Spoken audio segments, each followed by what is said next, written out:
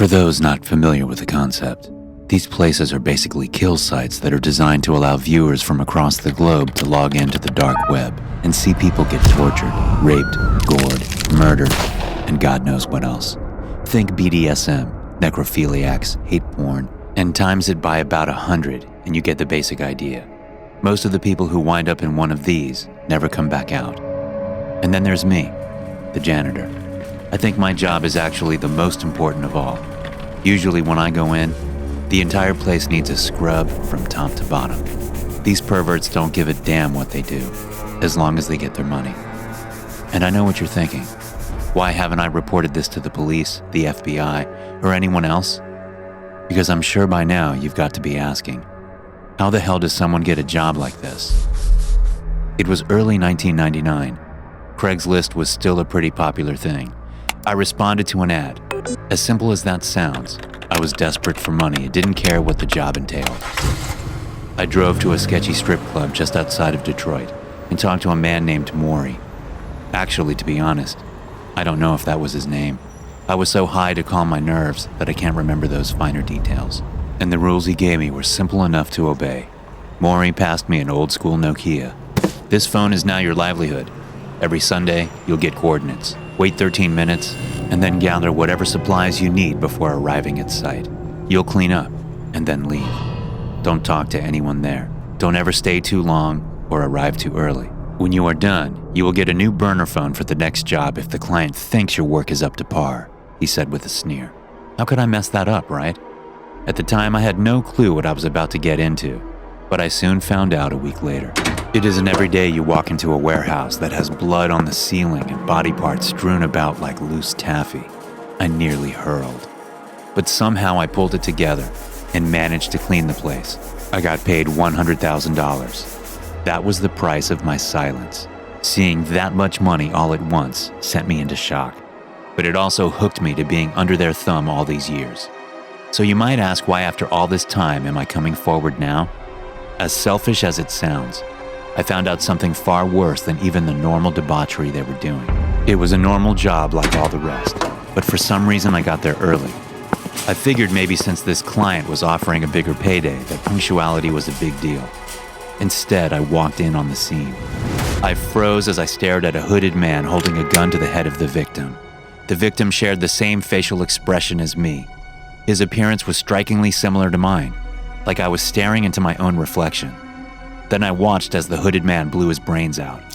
You were told to never arrive early, the client said. They refused to pay me and pushed me out to the street like I was trash.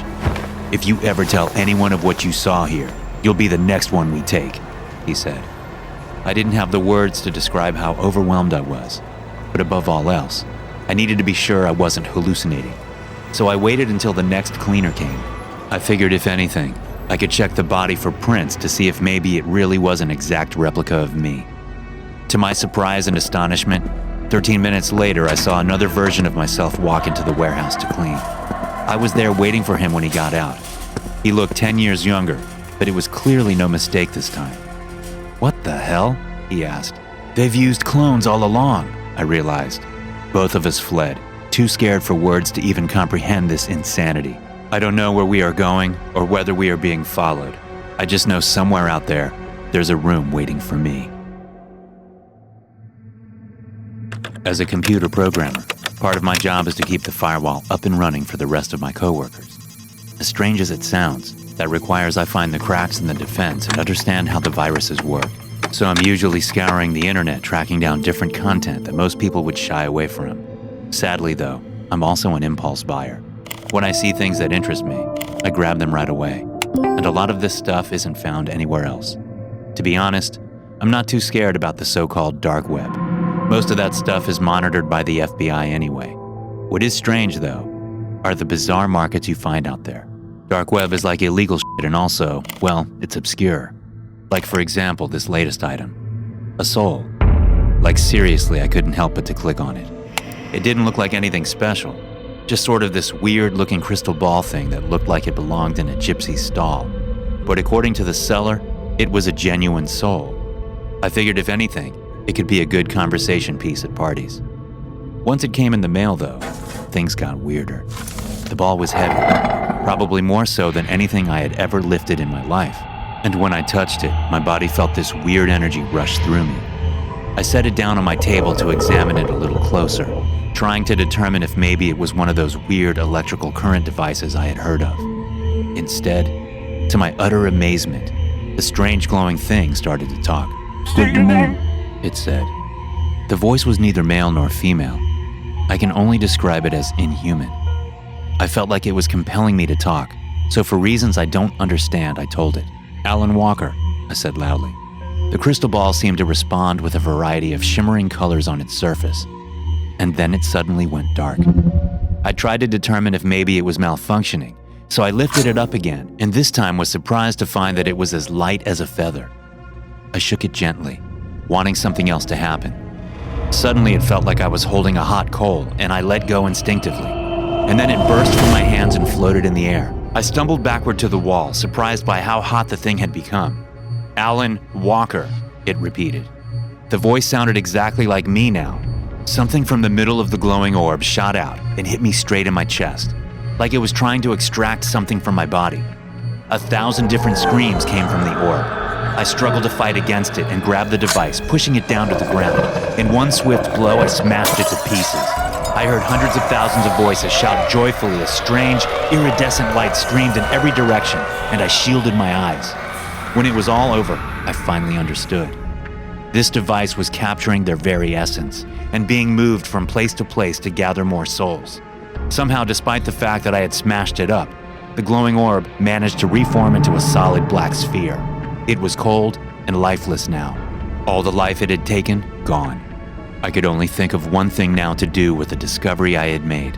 With the simple cardboard box and a few stamps, I placed it back on my front box with one demand: return to sender. Maybe whoever had sent this dark magic here could now suffer the same ordeal. I just started a summer job where I was basically a custodian, cleaning classrooms in preparation for the upcoming school year. My dad worked for the town's district, so he was able to get me this job. I was the youngest one there, as I was only 20 at the time. There was a handful of people who worked with me. They were usually off doing other tasks like waxing the floors or covering up foul writing on the walls with paint. The schools were completely empty besides the staff who were cleaning. Things were going fine my first couple of weeks. For the most part, I was on my own, wiping down desks and dusting while listening to music. It was nice, and I enjoyed not having someone on my arse all day telling me what to do. After I'd finished cleaning the middle school, the head custodian had sent me and another woman, we'll call her Karen. She was my other co-worker, who would usually assist me when cleaning the high school. She was a slacker, and would often go outside to smoke cigarettes. She didn't really care what I did, and was always off doing whatever she wanted. So yeah, basically, I was alone. Again, I don't mind because I like the freedom. I was taking up the bulk of the work. After a few days, I finally finished cleaning all the hallways. Now it was time to move into the basement. The robotics and woodworking classes were down here. I didn't think anything of it until I got down there. I noticed light was peeking through under the doorway of the classroom. The windows of the class were covered with shades. I found this really odd, since it was summer and no one was in the building besides Karen and I. I walked over and peeked in the door window. The lamp was on at the desk, but no one was inside. I proceeded to knock. No answer. After turning the knob, I realised the door was locked, so I used my key to open the door. A musty smell flooded my nose. I decided to scope out the room.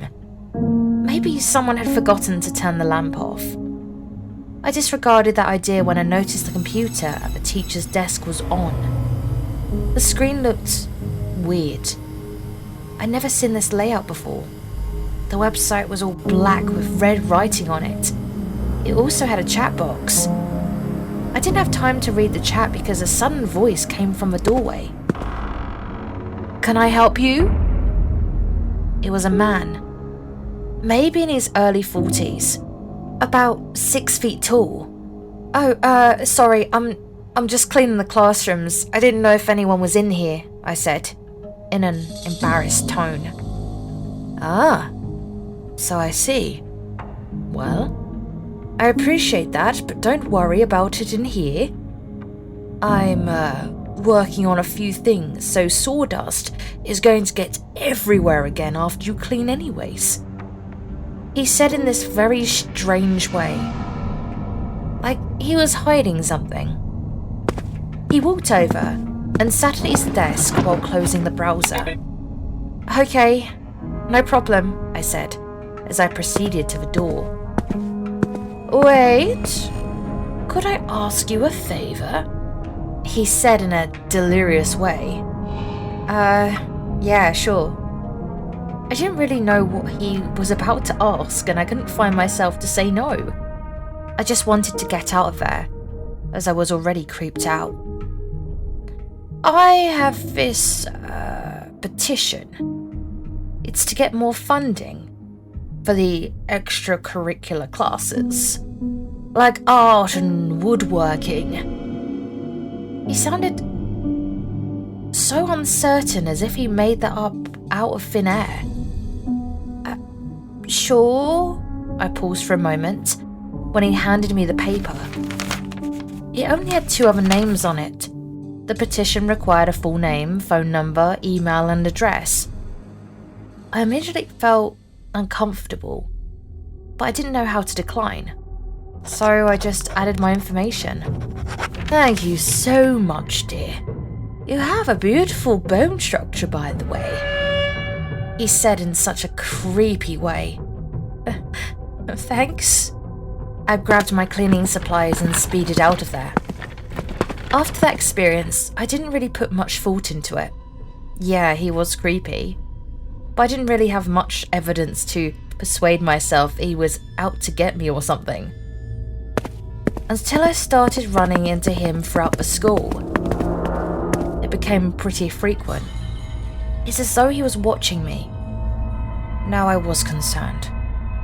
I dismissed it because he'd just smile at me or wave if I saw him. Maybe I was overreacting. I mean, he was a teacher there after all. Still, my gut feeling was telling me something wasn't right. Weeks went on, I started to notice him less and less. I only had a few more weeks at this job and then back to college I go. One day, the boss let everyone out early since it was almost 100 degrees. I got home and decided to hang out with some friends. It was a group of us, about 5 or 6. My boyfriend's brother joined us this time, which was unusual, since he's not really a social person. He is really into technology, so he's always on his computer, which he built himself. He's also good at hacking and stuff like that. Anyways, that day, he told me he needed to talk to me, and it was serious. He brought me into my friend's living room and pulled out his laptop. To my surprise, it was on the deep web. So, you were up for bid on the deep web? He hesitated. Wait, what? I knew how the deep web worked. I would often listen to horror stories, but I'd never been on it, so how would my info ever be out there? It suddenly clicked. The web page matched the one I saw in the classroom a month back. I had also given my info to that guy. My heart felt like it dropped to my stomach. I explained this to my boyfriend's brother. He advised me to call the police immediately, which is what we did. They did an investigation on the teacher and found the activity on his computer. Not only that, but he had several girls' information along with pictures. Some of the girls were minors too. There were also wooden contraptions they found in his home, which he probably made in the shop. He probably planned to use them on these girls, or me. I was disgusted, but relieved that he was caught. I often wonder, what would have happened if the page was never discovered? Would he have kidnapped me and killed me online for these sick people? I don't know. And I don't want to know. I changed my number and moved since the incident. Just goes to show you can never give out your personal information. Thanks for listening. If you enjoy these stories, be sure to subscribe to the podcast and check out some more of my episodes here.